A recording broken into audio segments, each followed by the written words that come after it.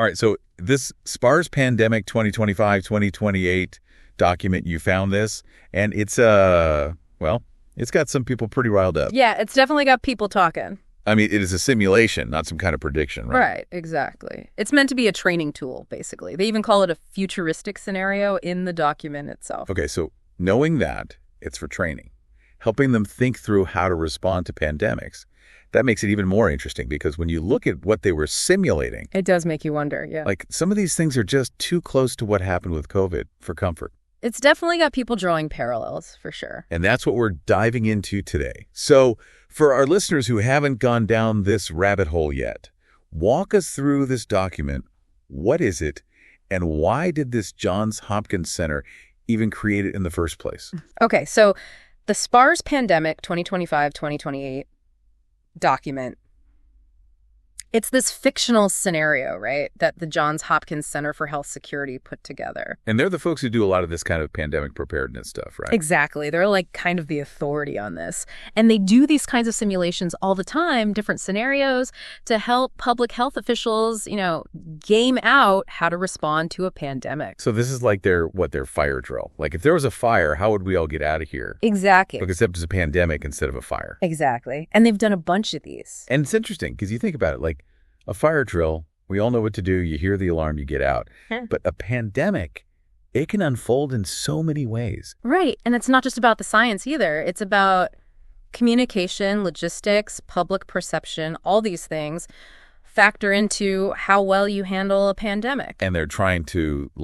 game out how people might react, how misinformation might spread, all of that. Yeah, all of that. Which is wild to think about. Okay, so we've got the who and the why of the document. Now let's get into the what, because this is where it gets really interesting, right? Yeah. The SPARS pandemic itself, what did they dream up? Well, I mean, first of all, the name itself, SARS-CoV, yeah. Which immediately makes you think of... SARS-CoV-2. Bingo. Like a little too on the nose, don't you think? Yeah, it's a little eerie, right? And in the document, they even say they chose the name because it sounds like SARS, which obviously people are going to make that connection. Exactly. And it's supposed to be this new coronavirus. Okay, so similar name, similar type of virus. That's strike one, maybe. What else? What other parallels are we seeing here?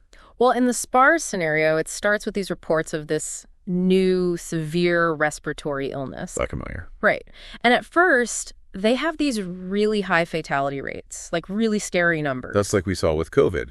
And then later on, they revised those numbers down. Didn't that happen in the simulation too? It did.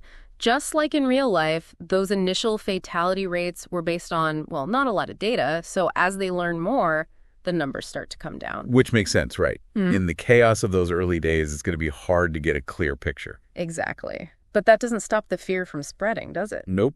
And the misinformation. Which is something they address in the document, too, how to combat misinformation during a pandemic. Oh, yeah. We'll definitely have to dig into that. Yeah. Because what they were simulating in 2017 with this document, it's almost like they had a crystal ball. It's definitely got people talking, that's for sure. Okay, so we've got a similar name, similar virus, the whole fatality rate thing, playing out almost identically. What else? Well, both in the SPARS scenario and with COVID-19, there was this big push for a vaccine really early on, like within 4 months. And was that considered fast, 4 months in the simulation? It was, just like it was in real life. Which I guess makes sense, right? I mean, if there's a new deadly virus going around, you'd want a vaccine as quickly as possible. Right, but that doesn't mean it's easy to do. And they even had side effects with the fictional SPARS vaccine. They did. Nausea, vomiting, the whole 9 yards. Pretty similar to what some people experience with the COVID vaccines. Okay, that's getting a little too real. Right. It's kind of creepy how many parallels there are. It's like they were writing a screenplay for a pandemic movie, and then someone accidentally released the virus into the real world. Well, let's not go that far. Okay, fair enough. But still, the similarities are pretty freaky. I'll give you that.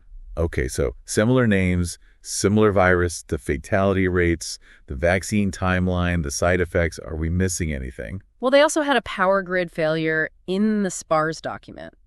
In the Pacific Northwest, I think it was. And we had that whole thing in Texas during COVID. Exactly. Okay, so now it's just getting spooky. I know, right? Like, at what point do we go from interesting coincidence to something's fishy here? Well, that's what we're here to figure out, isn't it? That's what we're here to figure out. Yeah. So it's like, with all these weird similarities, people are going to find this document and be like, see, I told you so. It was all planned. Yeah, it's definitely fuel for the conspiracy theory fire. Right. Like, this is straight out of some dystopian sci-fi thriller. It does make you wonder. Because if they were simulating this stuff back in 2017, I mean, what else did they get right? Well, and that's the thing about these simulations, right? They're not meant to be predictions. Right. They're meant to be thought experiments. Like, what if this happened? How would we respond? But it's still creepy how much they got right. It is. And it's understandable that people are going to latch on to that. Oh, yeah, for sure. And we've got all that source material laying out exactly how this SPARS document is being used as, like, evidence for all sorts of conspiracy theories. Oh, yeah, it runs the gamut. So let's unpack that a bit. Like, what are some of the big claims being made about this document? Well, some people are saying it's proof that COVID-19 was planned. Like, this was a blueprint. Okay, and we see this a lot with these kinds of events, Oh, right? yeah. Anytime there's something big and scary, people want to know why. And a lot of times, the easiest answer is someone planned it. Right.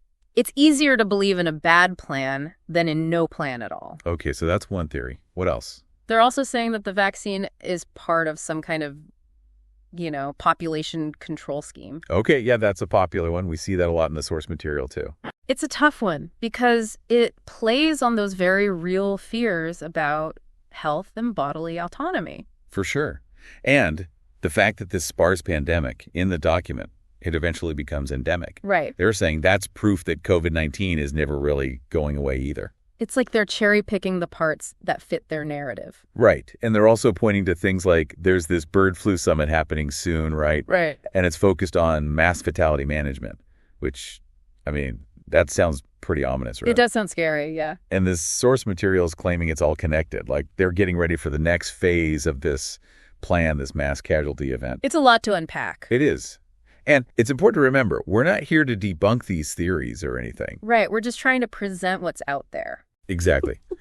But it's hard to ignore the fact that some of this stuff, it really does make you go, that was weird. Oh, absolutely. Like the whole thing with the CDC tweets, for example. Yeah, tell me you didn't find that a little strange. Okay, that one was definitely a head scratcher. Because it's not just that the messaging is similar, which, okay, you could maybe explain that away. Right. Like there are only so many ways to say wash your hands. Exactly.